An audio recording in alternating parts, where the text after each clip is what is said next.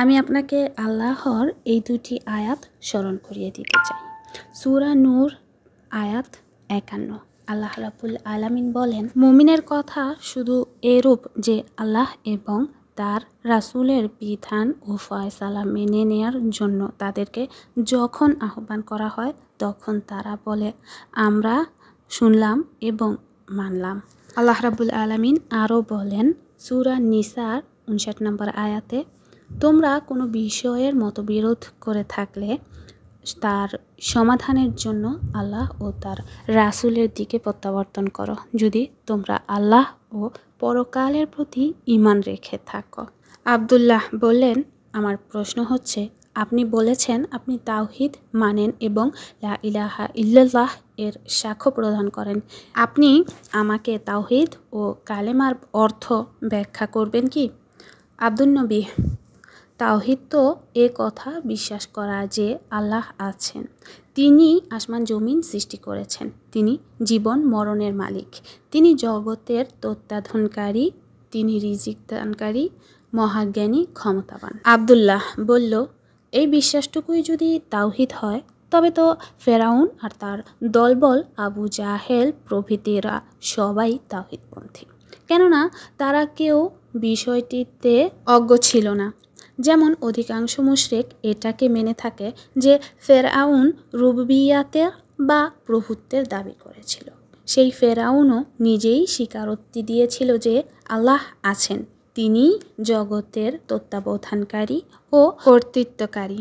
একথার দলিল আল্লাহ রাব্বুল আলামিন সূরা নামল 14 নম্বর আয়াতে বলেন, তারা অন্যায়ভাবে অহংকার করে তা প্রত্যাখ্যান করল, অথচ তাদের অন্তরসমূহ তাকে সত্য বলে বিশ্বাস করেছে।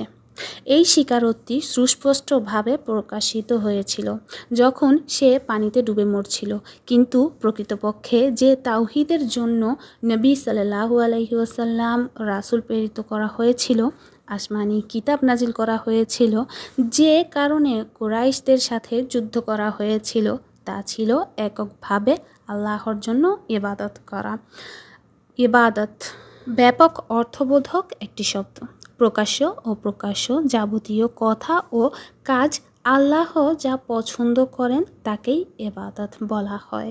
লা ইলাহা ইল্লাল্লাহ কালিমার মধ্যে ইলাহ শব্দের অর্থ হচ্ছে এমন মাবুদ বা উপাস্য যিনি এককভাবে সমস্ত ইবাদতের হকদার, তিনি ছাড়া কেউ কোনো ইবাদত পাওয়ার উপযুক্ত নয়।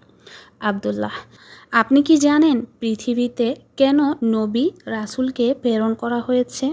আর তাদের মধ্যে প্রথম রাসূল হচ্ছেন নূহ আলাইহি ওয়াসাল্লাম।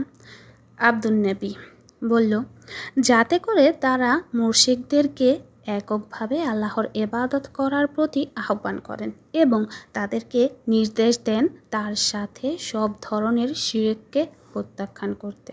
আব্দুল্লাহ, নূহ আলাইহি ওয়াসাল্লাম এর জাতি শিরকে লিপ্ত হওয়ার মূল কারণ কী ছিল? আব্দুল নবী বলল, জানি না। আব্দুল্লাহ বলল, আল্লাহ তাআলা নূহ আলাইহি ওয়াসাল্লামকে তার জাতির কাছে প্রেরণ করেন যখন তারা নেক লোকদের ব্যাপারে বাড়াবাড়ি করেছিল। নেক লোকেরা ছিলেন ওয়াক, শুআই, ইয়াগুস, ইয়াউক ও নাসর। আব্দুল নবী বলল, আপনি কি বলতে চান? ওয়াদ, শুআই প্রভৃতি নেক লোকেদের নাম? এগুলো প্রতাপশালী কাফেরদের নাম নয়? আব্দুল্লাহ বলল, হ্যাঁ, এগুলো নেক লোকদের নাম। নূহ আলাইহি ওয়াসাল্লাম এর সম্প্রদায়ের লোকেরা তাদেরকে উপাস্য রূপে গ্রহণ করেছিল। পরবর্তীতে আরবগণ তাদের অনুসরণ করেছে। এ কথার দলিল হচ্ছে ইবনে আব্বাস রাদিয়াল্লাহু তাআলা আনহু বর্ণিত হাদিস। তিনি বলেন, নূহ আলাইহি ওয়াসাল্লামের যুগে যে সমস্ত মূর্তির পূজা করা হতো, পরবর্তীতে তা আরবদের মধ্যে বিস্তার লাভ করে।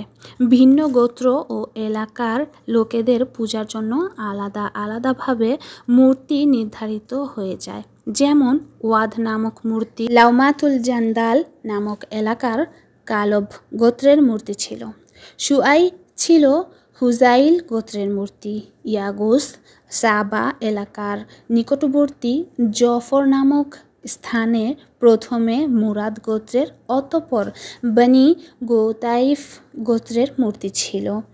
ইয়াউক মূর্তি ছিল হামাদান গোত্রের, আর নাসর ছিল জিলকালা বংশের হিমইয়ার নামক গোত্রের মূর্তি। এরা সবাই নূহ আলাইহিস সালাম